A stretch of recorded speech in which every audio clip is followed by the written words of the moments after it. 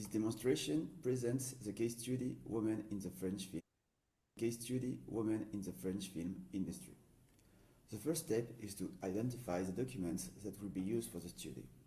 Here, we will use the online platform of the National Library of France. In order to use these documents in Corpusens, we need either the manifest URL or, in the case of the National Library, their ARC identifiers. The document is then loaded and we can browse through it. The next step is to select the pages that are relevant to our study. For this demonstration, we will focus on the list of artists, which begins on page 545 of the physical document, that is Canvas 555, and ends on page 572, Canvas 582. This page selection allows us to create a new collection.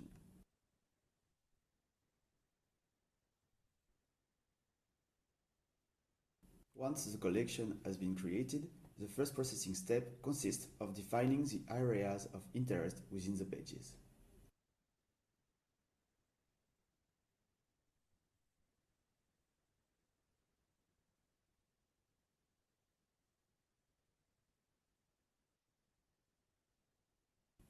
After all areas of interest have been defined, we can launch the OCR processing on the entire collection.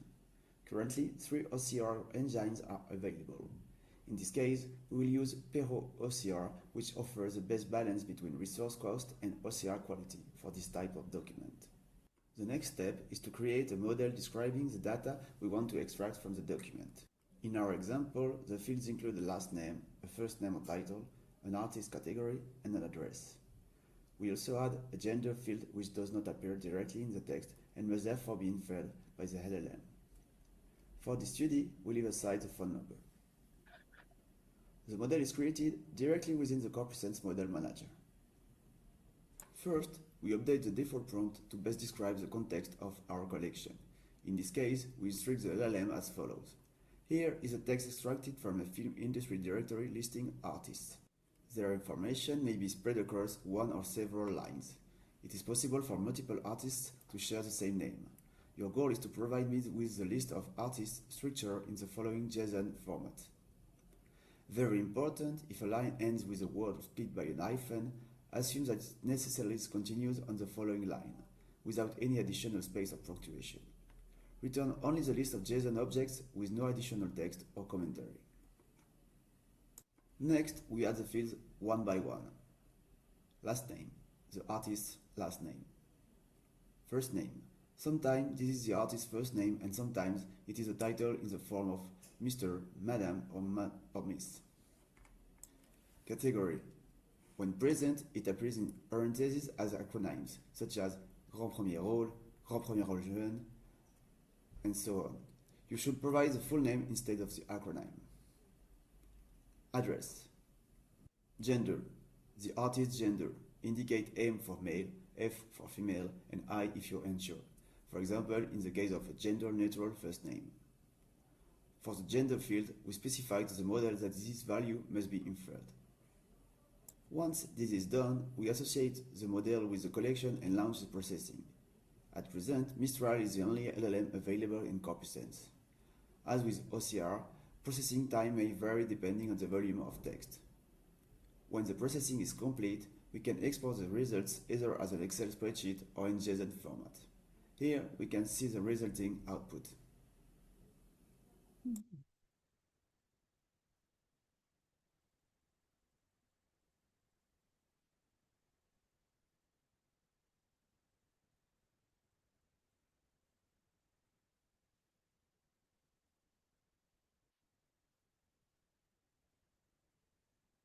So here we go. Thank you very much for your attention and for letting us present our work. Cool. Okay, thanks everyone. Next up, a presentation from Pavement and Amy Jiao.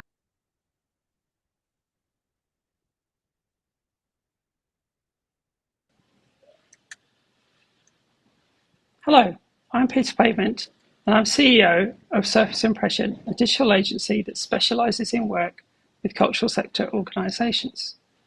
And today I'll be telling you about a project we've been doing with the Mississippi Valley Textile Museum, a museum in a small town in Ontario called Almonte, where the Almonte Gazette was published from 1861 to 2007, representing about 100,000 pages, full of social, industrial, political, and community history for both the area and Canada as a whole. Now, the newspaper itself was held by the library in the same town, but the museum undertook the digitization, and the photography is what we've been working from. But the OCR, the optical character recognition from the time, and more recent attempts have just come out as looking like vintage spam. It's just terrible. So we gave ourselves some R&D questions for this project. And this was around 2023, when everything was getting a little bit exciting with AI, before we got a little bit more jaded. Anyway, our R&D questions were, given the emergence of large language models with astounding natural language processing ability, can we get better quality transcriptions, extract metadata automatically, and so open up extensive amounts of rich historical information without needing lots of labor, tons of money, or developer level skills to be at the smaller museum level? Or in other words, can we get AI to do the jobs that just don't get done? Could AI help us with this? Well, the answer was mainly no, at least at first, because the key challenges were that the density and complexity of the newspapers themselves, of their dense pages with lots of adverts and things, overwhelmed resource limits, just as they were with OCR. So there are classified ads, stray bits of page from facing pages, there's mastheads, display ads, lots of columns, there are random layouts everywhere, and tiny gutters between those columns.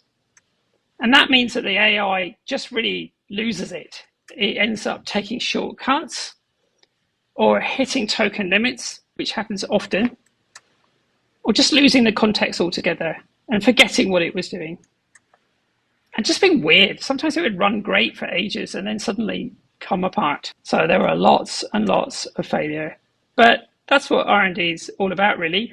Fail forward. We slowly started to arrive at a process. And much of that was about reducing the amount of work that each part of the process had to do and reducing what we were asking these AI entities to action. So we cut up the page into bits, and then we got the AI to transcribe each column and break that into items, and then find out where they were on the page and kind of do all the metadata classification, etc. And then finally store it and make triplet manifests. And what that ended up as actually being a whole lot of agents that were working together. So we had the column identifier agent, the diplomatic transcript agent, item identifier agent, consolidation agent, and a quality check agent. And between them, bit by bit, often running not in sequence, but in parallel, they managed to make some passable pages. But we also wanted to have a human view on this.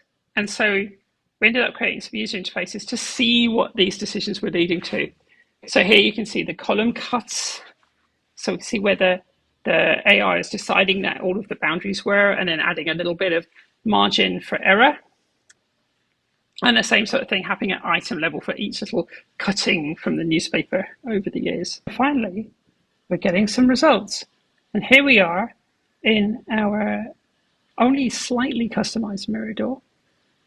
And we can see, if we roll around the page, those items that were identified by that AI process. And everything is available as annotations, including the separated metadata. And if we click on something, an item of interest, then it will find it. And we can kind of work our way through those. And if we click anywhere in the page, it will bring up the corresponding annotation, just as you'd expect from the app. And we also can apply a little bit of search. So we've made a pretend search engine using the IIIF API. And here we can start to sort through the data in the document. So it happened to be that at this point, there was an election. So we can search for that. And there we have it, all our items lit up. Incidentally, this newspaper has the wrong date. January, it's always a bit of trouble when you're remembering which year to put on the date. And it was no different for the Mont Gazette. The year is actually 1889. So what's next? What's on the wish list for this research and development project? Well, we'd like to scale to cope with the 100,000 pages and potentially 3 million items found within those pages. And also add a proper search index and create a user interface in IIIF naturally with facets, data visualization, etc. to help visitors explore in full detail. And we'd also like to find ways to leverage surplus AI capacity. That is the underused subscriptions that people at museums may have, or people may like to donate to museums, to work through collections over time. And finally, test the process and interfaces such as chat and layout checking, etc., with non-techie cultural heritage professionals. It's really for them that we've created this project.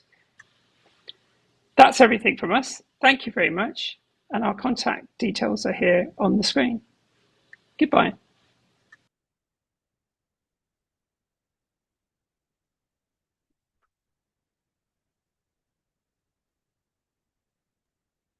Okay, thanks, Peter. Up next, we have a presentation from Diego Pino Navarro. And I'll get that up in just a second.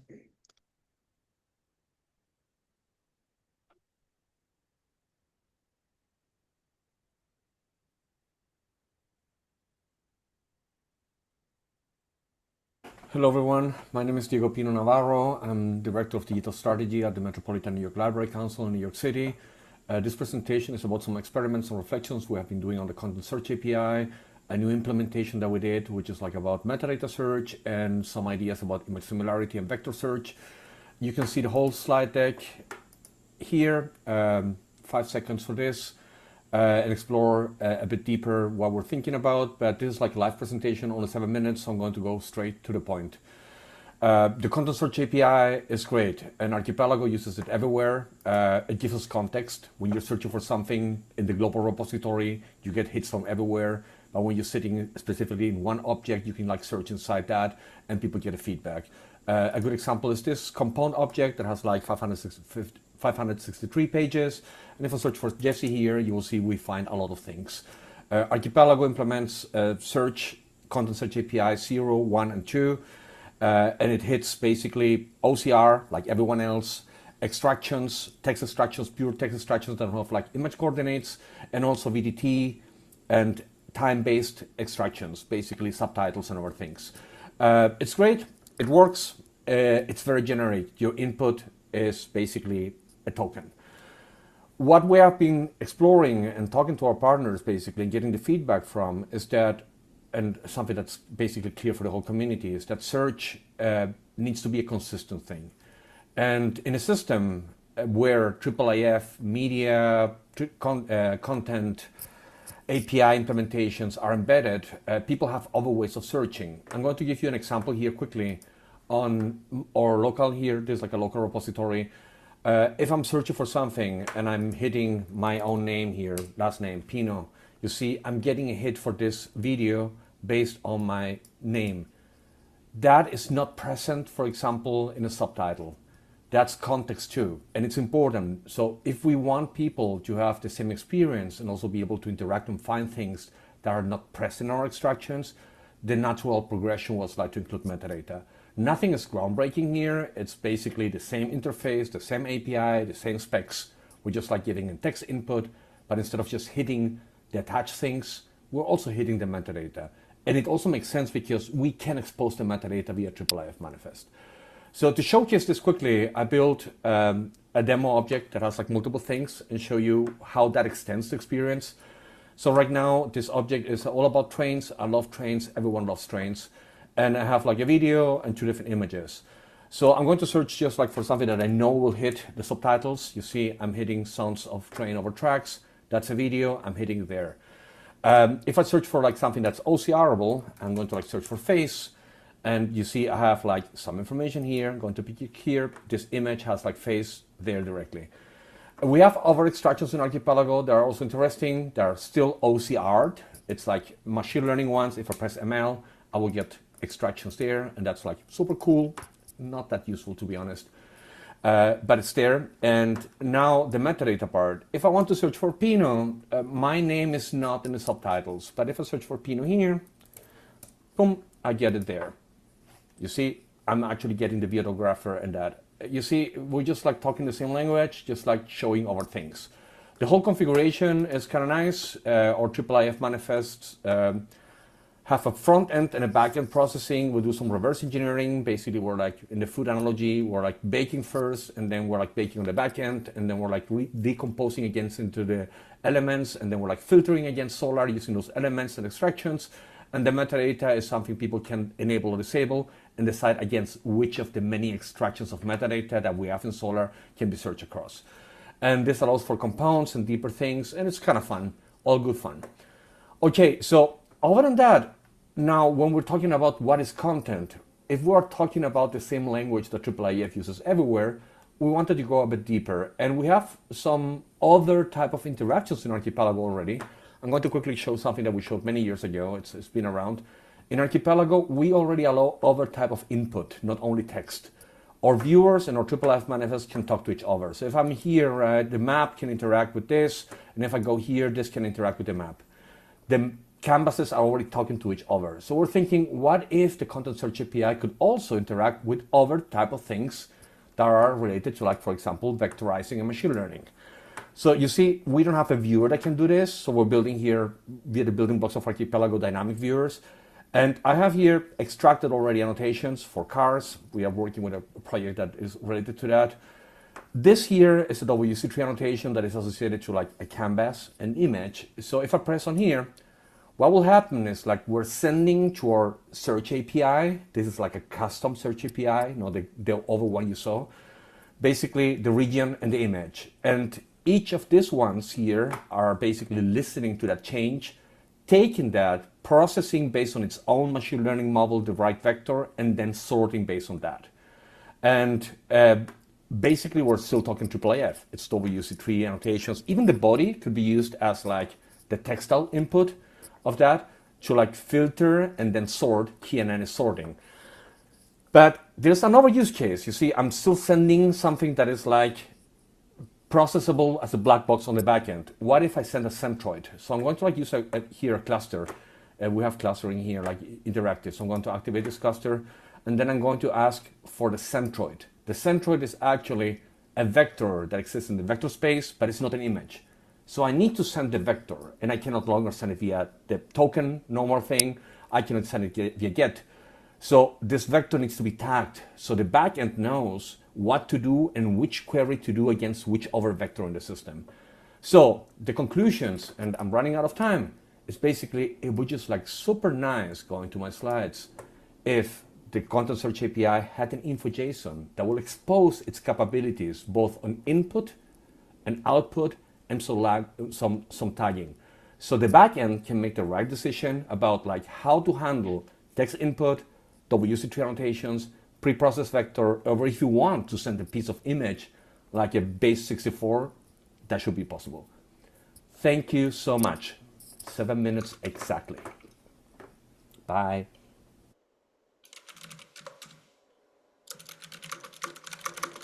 I think it was actually 6:58, which is pretty impressive. Okay. So, oh no, everyone's seeing my horrifying desktop. Okay, up next we have a presentation from Ottar Anderson and Giacomo Marchioro. Okay.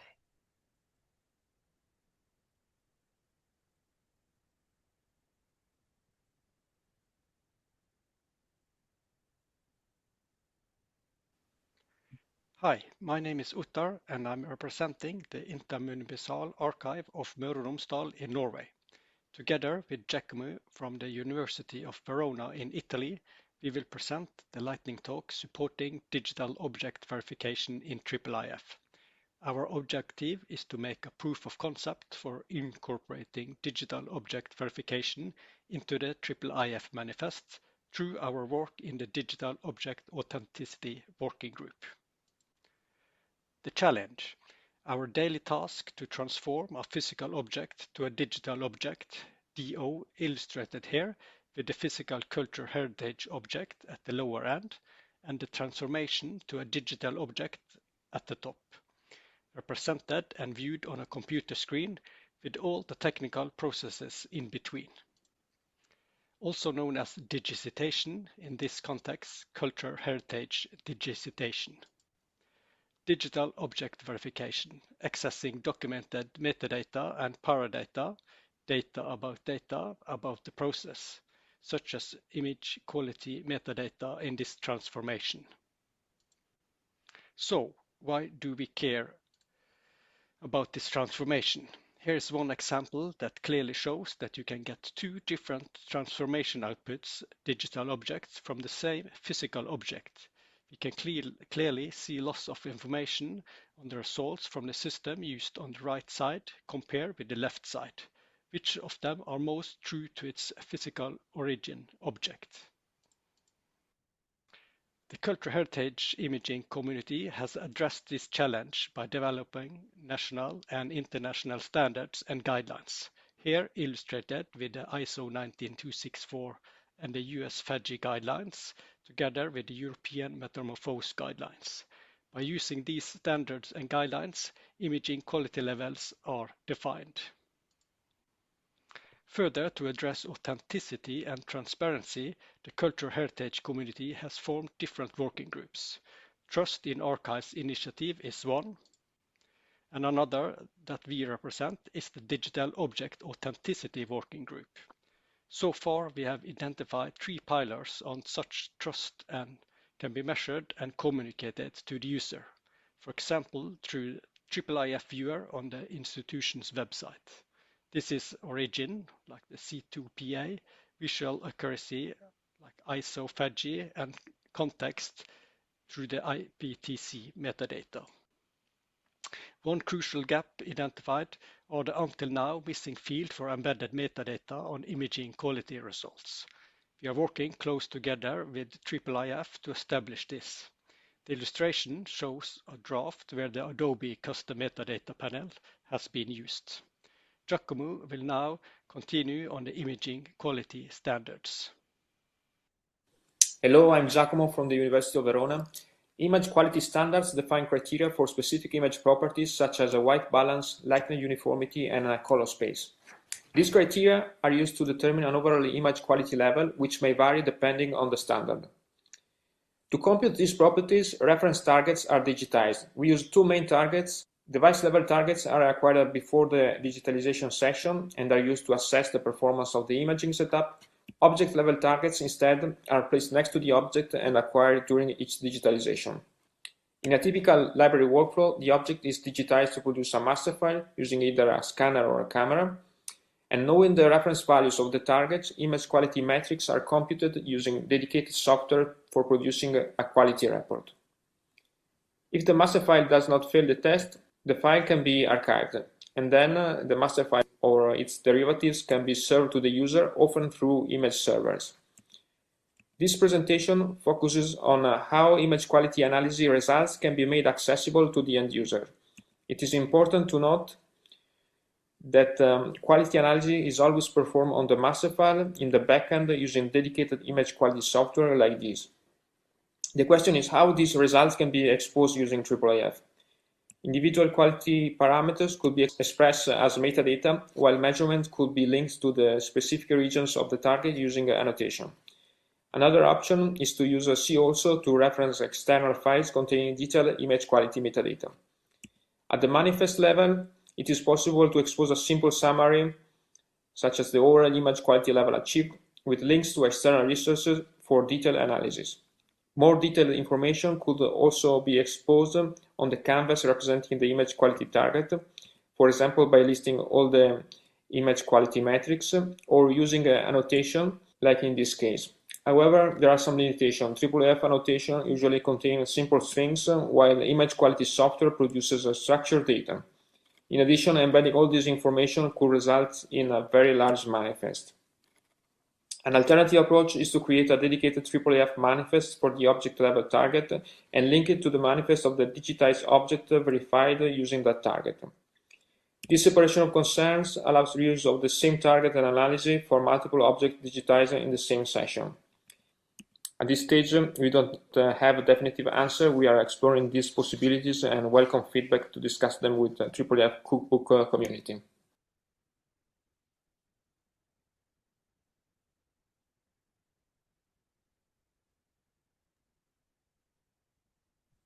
Okay, thanks, Ottar and Giacomo.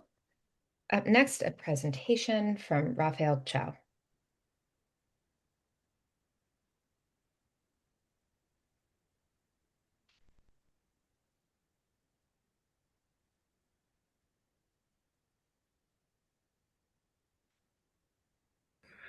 Hello everyone, my name is Raphael Chau. I'm a PhD candidate from the Laboratory for Experimental Museology, EPFL. Today, I'm going to present to you Pushing the Limits, a case study of a IIIF image API service for the 1.6 terapixel Murten Panorama. I will first talk about the context. The Terapixel Panorama project centers on the digitization of a 100-meter-long 19th century panorama painting.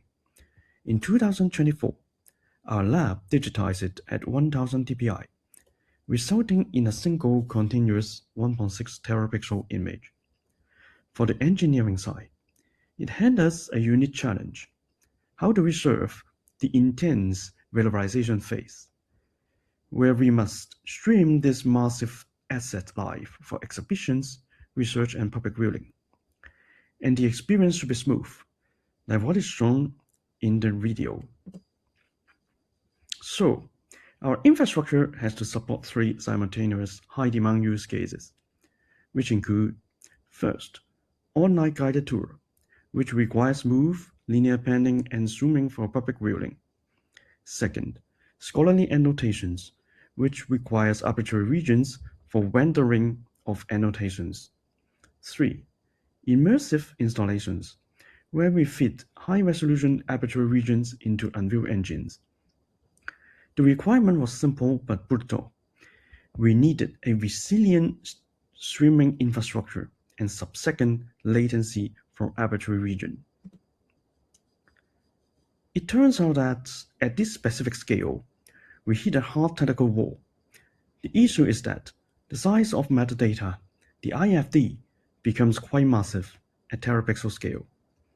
For the deepest level of the panorama, we have more than 6 million tiles and an IFD of 100 megabytes. To access a tile at this level, an image server needs to parse 6 million tiles. If the image server does not cache the IFD, it constantly adds a latency floor to every tile request. We ran a load test using Locust to simulate 5 concurrent users browsing the deepest level on a 1 vCPU server. The results were clear. For smooth user experience, and especially for panning and zooming, we need to stay below that red line of 200 milliseconds, and it fails. When we scale up the hardware to 4 vCPUs, it's improved, but couldn't further improve it by scaling more vCPU, and a latency floor of about 200 milliseconds remained. And with 4 vCPU, the performance here is already marginal. In case of receiving arbitrary region requests, which require more intense processing, the service will likely be interrupted. So, we evaluated our scaling options. Classical vertical scaling works, but it is costly and doesn't solve the latency floor. Horizontal serverless scaling, which is the modern standard, failed us here as well, because cold starting lambda functions is not bandwidth effective, it will be slow and costly. So, we need a cost-effective method to survive the bursty traffic of our launch phase without paying for this massive overhead. Our solution is the hybrid static dynamic routing method. We use a reverse POPSI to route traffic based on the type of request. First, the IIIF Level 2 workload. This is for scholarly annotations, features used in Unreal Engine installations that request arbitrary regions and custom sizes. For those requests, the POPSI route them to the IIP image server. Second, the IIIF Level 0 workload, which account for 95% of the traffic. These are applications like Mirador or our online tour website requesting level 0 tiles. The POPSI route them to an Nginx static server. This gives us solid, low-cost support for general viewing. To avoid saturating file system inode quotas, we simply add the level 0 tiles into a single disk image mounted as a loop device. This approach also makes the dataset portable. Here is how the routing logic works in practice. We use a minimal checking approach. The Nginx proxy parses the incoming IIIF requests. It checks if the pattern is likely to be level 0 by comparing the aspect ratio of the requested area and output size.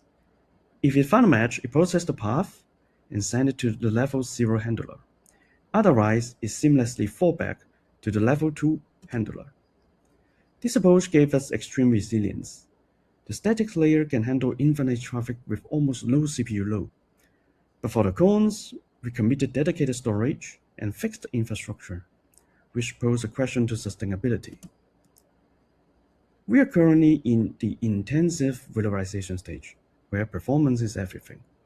But eventually, any digital heritage will enter long-term preservation and access cycle, where resources will be decommissioned.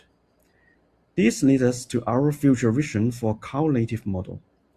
To make Terapixel image truly serverless, we need to solve the metadata war, because downloading 100 MB metadata to serve a 150 kilobit tile is a colossal waste of bandwidth. We are exploring a model where we can decouple metadata from image data, such as storing the offset in DynamoDB or other ROM cache method. To conclude, our work offers 3 takeaways for the community. First, scale break standard patterns. At terapixel scale, you need a special solution that respects the physics of the file format. Second, stage of valorization matters. We trade storage for speed during launch, and we will trade speed for sustainability in long-term preservation stage. 3. Finally, this is the blueprint.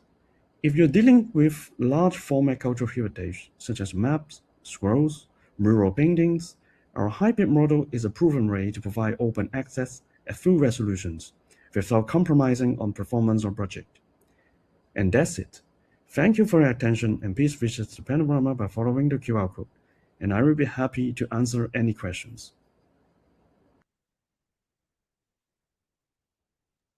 I'll give people a second to grab the QR code if you want.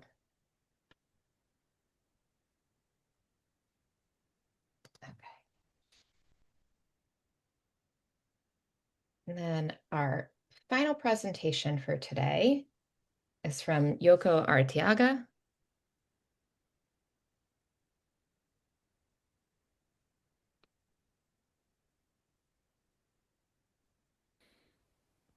Hi, my name is Yoko Arteaga, and today I will be presenting this talk called Using IIIF for Showcasing Digital Restoration of Autochromes.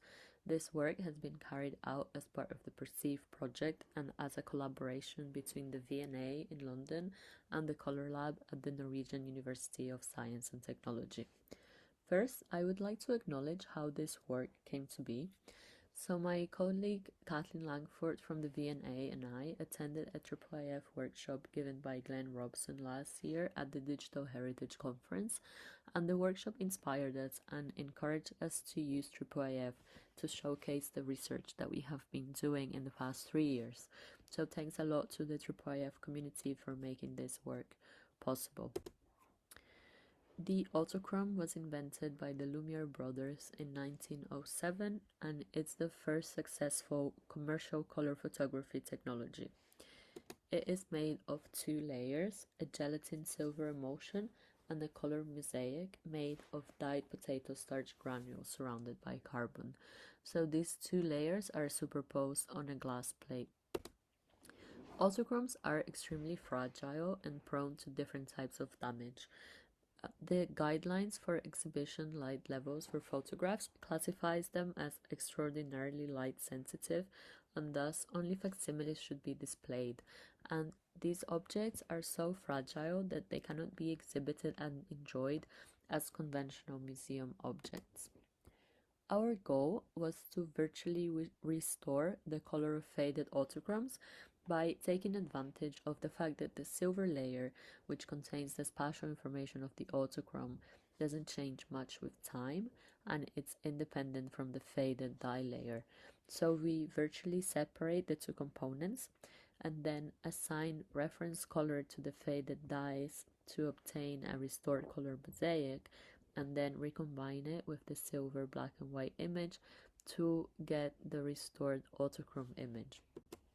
So to do this, we use a custom-built multispectral scanner which has 10 spectral bands across the visible spectrum and in the infrared, together with a camera that has a 5-time magnification lens, which was able to resolve the individual potato starch granules. So here you can see the scale of the whole autochrome plate compared to the size of the detail that we can acquire. So for example, we have this autochrome that we bought from eBay because these experiments cannot be done on autochromes from public collections due to their light sensitivity. And on this slide, we can see the extent of fading on this particular autochrome. So the image on the left shows the magnified potato starch dyes on an area where we assume there is no silver. So you can see this red, green, and white dots.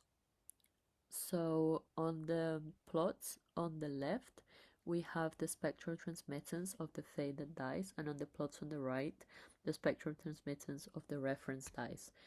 And the color of the plot corresponds to the color of the dye. So you can see that the red and green dyes are a bit faded, and of course the shape of the transmittance changes a lot, but in the case of the blue dye, it has completely faded and it's not blue at all. Instead, it's some sort of beige color.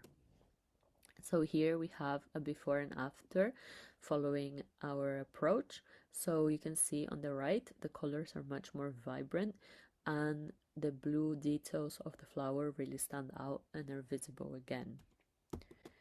So as I previously mentioned, our images are taken with very high magnification and high resolution. So we had to take a series of images and then stitch them together to form a larger image of an area of the autochrome. Finally, we wanted to showcase this work in an online viewer for which we used IIIF. So first, we convert the image to JPEG 2000 so we can have a pyramid tile that can be zoomed in and out.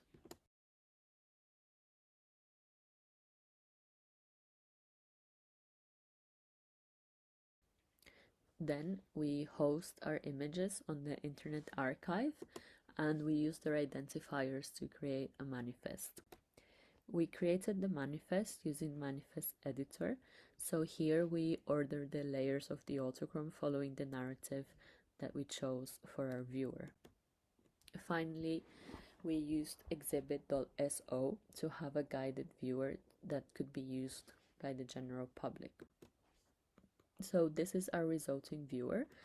It starts with the original full autochrome and then it shows each separate layer. The faded dye layer, the silver layer, the restored dye layer, and finally recombines everything into the restored autochrome. So what we liked about using Exhibit was that we could add some informative text to guide the exploration of the layers, which were central to our approach, And also we can zoom into specific areas of the autochrome, which give extra information on those details. And since autochromes are a rather unknown object, it was very nice to be able to share more information about them through this web exhibit. So finally, just to finish my presentation, all the results of our research, including the online viewer together with other work, are currently on display at the Vitenskap Museum in Trondheim until the 11th of November. So if you happen to be in Trondheim, please come and visit us. Thank you. Okay, once again, I'll give you a minute if you want to capture that QR code, and I will talk while you're doing that. So we have some time for Q&A now.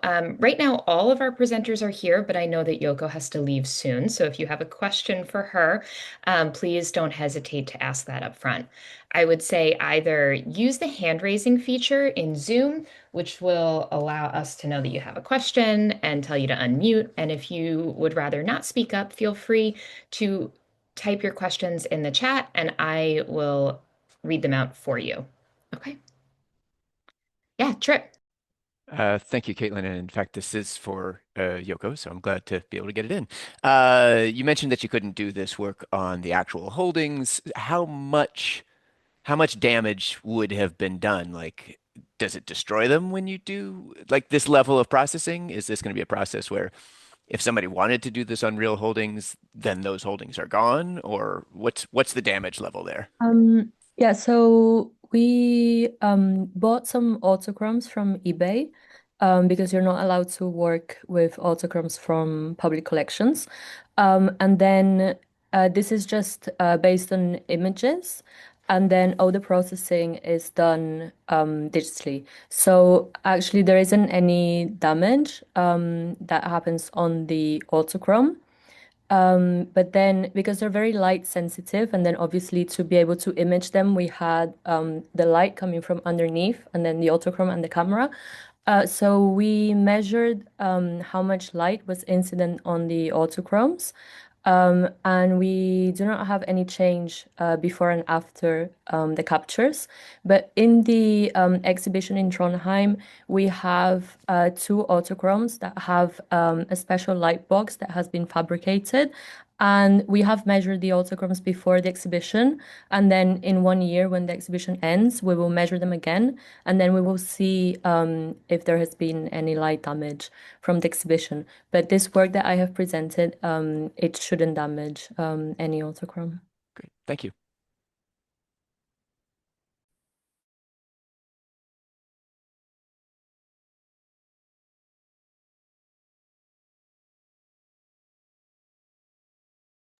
Yes, Ronald. Thanks. Just to follow up on that, especially since Yoko, you have to go. So hopefully this will be a process that could be applied to other shaded material. And can you say something about the larger Perceive project that this is part of?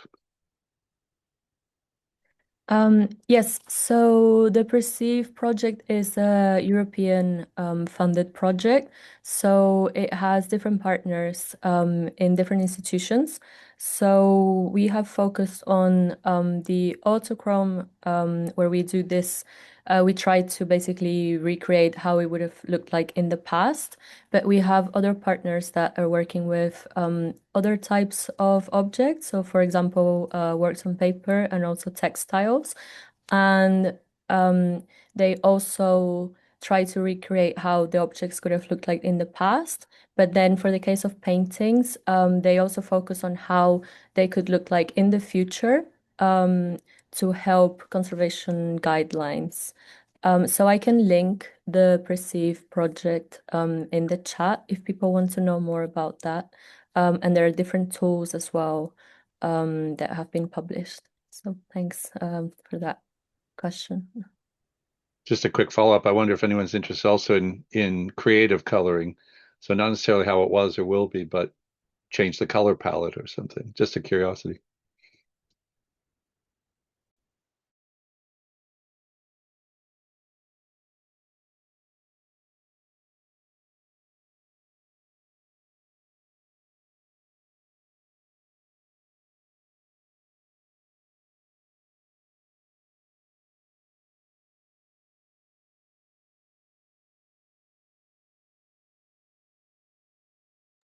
Yeah, Trip. I can keep going. I did have a question for the Mazzano folks about the limits of the gender assertion step. How my assumption rather, is that more recent application would be more complicated because of a greater diversity of gender self-identification. I won't put a chronology on that, but at some point this starts to become more difficult. How does that come into play? Did you all think about that? How recent data do you think that could work with? Indeed, thank you. That's a very interesting question.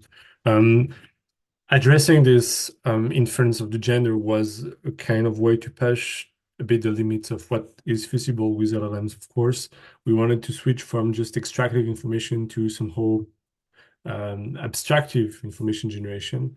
And from an historical perspective, the documents that we were targeting were not really an issue here, as this kind of gender thing was much clearer. And we were very conservative regarding how we classified things, in the sense that only first name, which were obviously feminine, were classified as such, and we discarded everything else. So my short answer would be to say that in a modern perspective, this would be a much harder research question. And it only made sense because with the help of historians and fellow colleague researchers, we know what they're doing. We were able to have to use this proxy formulation of their problem to count the women as a way of predicting the gender of entries in directories. But of course, assessing the feasibility or the correctness of the information we generate regarding an actual research question is very challenging, and is something that must be controlled for every research question we tend to address. That would be, sorry, it's a very general question, but just be cautious, actually. Okay, we have a question in the chat from Raphael, or for Raphael. You mentioned having to mount a loopback disk file to get around file system inode limits. How many files are you dealing with, and how did you work out that interesting solution? Thank you very much for the question. So the number of file is actually around 10 million or something, because the deepest tile is 6 millions, and then at 33% from the tile pyramid itself.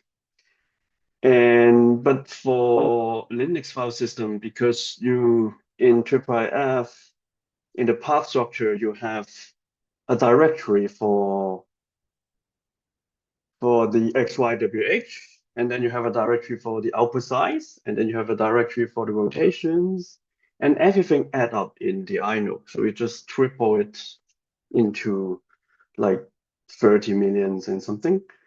That would not be a comfortable size that a normal virtual machine in Linux can handle. Because if you need to balance between the number of files you want to support and how big per block you want to support. So that's why we need to find a solution that you can balance the number of blocks as well as don't breaking the native virtual machines that we are dealing with. So that's why we have this idea. We make a virtual machine, we turn that into this image, which also make that dataset portable, because transferring one large file is way easier. Thank you.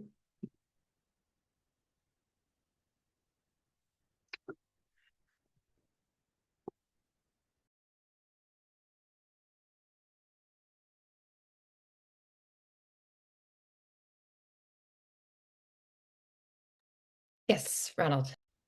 Thanks. I think this is probably, at least initially for Diego, but there were a couple of interesting ideas about stretching the content search that I don't know if Diego come in again, because we're also trying to explore now this idea of content community, and it seems like there might be some interesting angles to relook at content search.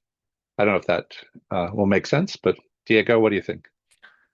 Yeah, so like, thank you for the question. Our basic approach here is like the idea of content is already defined at IIIF, right? We have images, we have media, we have audio and everything. So it's more about like what you allow as input for the search, right? And as long as we have like a consistent way of like treating things that you can output as also like maybe a way of inputting to be able to discover, right? It should be possible. I will say the key here to like allow backwards compatibility, because that's the key. It's like we need to allow existing viewers to work, right? It's like if we keep moving forward, we will leave too many people behind. Is to allow content search API endpoints to have an info JSON that basically expose the capabilities. So by default, if that info JSON doesn't exist or is empty or it's blank, right, you have the normal token text input and search. But as you go deeper, maybe the select services, same as with the image API, can expose what you can search, how you can search, and what are the expected things. Even the idea of separating when I'm hitting an OCR versus a transcript versus like a machine learning generated text, right? What we just create is like when a user hits something, you will love to be able to like make a decision about like, I want to only hit things that are machine generated or things that were human generated. What it gets very tricky is when you're thinking about machine learning and the vector part, right? Because if I input a region of an image, right, annotation, that's still IIIF. But the vectors are specific to a model, right? Even like inside the version of the model, if I input a vector that was generated meant for YOLO version 8, that same vector make no sense in YOLO version 10. So I need to be able to tag the back-end black box and basically saying, hey, when you see this vector is already talking about this, process correctly.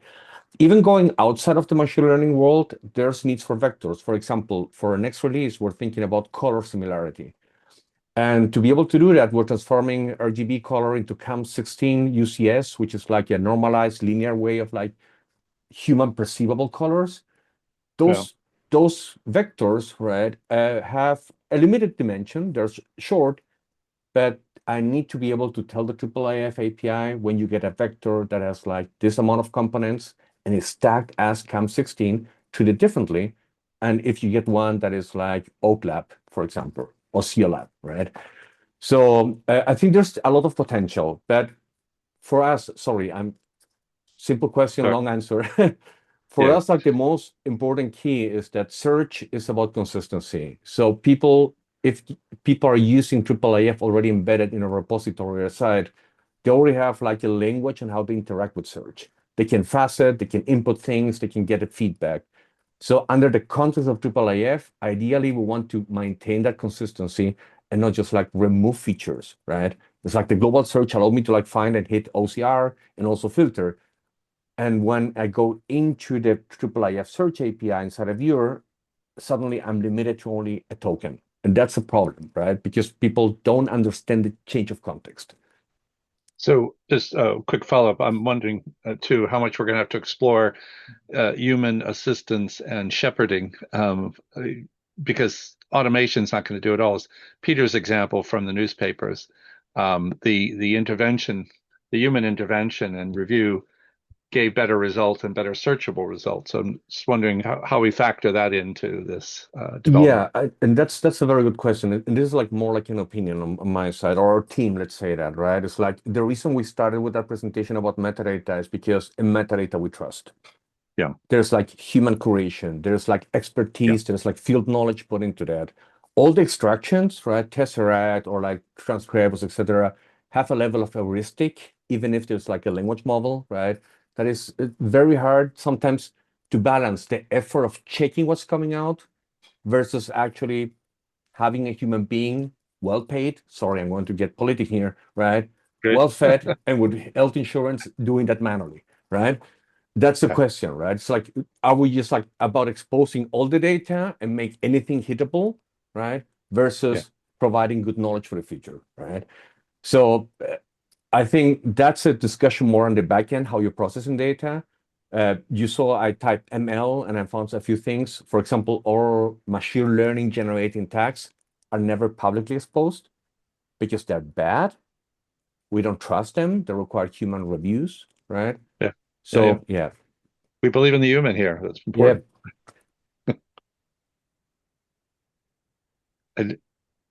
Kate, I don't know if Peter, you've unmuted if you. I did. Sorry. I just to kind of follow up on that with the example we gave, the human input is very essential for the veracity of the content, but also to help teach the machine learning what to do and how to get better at recognizing the different parts of the newspaper as a kind of structured piece of information with all these kind of regions and things like that. And we did effectively redo, using AI, what already exists in things like Tesseract and kind of other things like that. But I think it's kind of, as different strands of technology emerge, I think we're all, I mean, I guess if we thought that one thing would do, we'd all be using PDFs right now, and IIIF wouldn't be on the kind of on the radar. So it's kind of actually, what can we do that like maybe starts from further back than the kind of original tools that are available to us, but eventually gets us to something that's more where we want it to be. And so that a lot of the kind of looping around there was kind of both to improve the quality of the transcription, but also the quality of identifying the parts that are going to be transcribed. And so that human interface kind of has this sort of double role, possibly more roles, in fact, if I sat down and thought about it for a minute. But the other factor there, I think, is that the UI tools that we made for it were just kind of scratched up, but actually they might be better done through the viewer, so that you've got a kind of a nice loop back in the ultimate tool that you'll be showing the results through. Because we use tools for annotations and things. It kind of seems weird to have another one. I think that contradicts my first statement, but anyway. So yeah, there we are. Thank you. So yeah. Clear.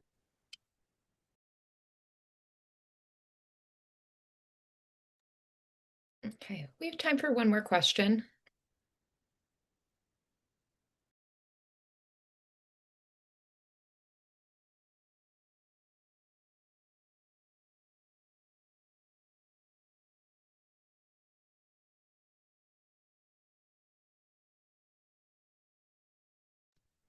Okay.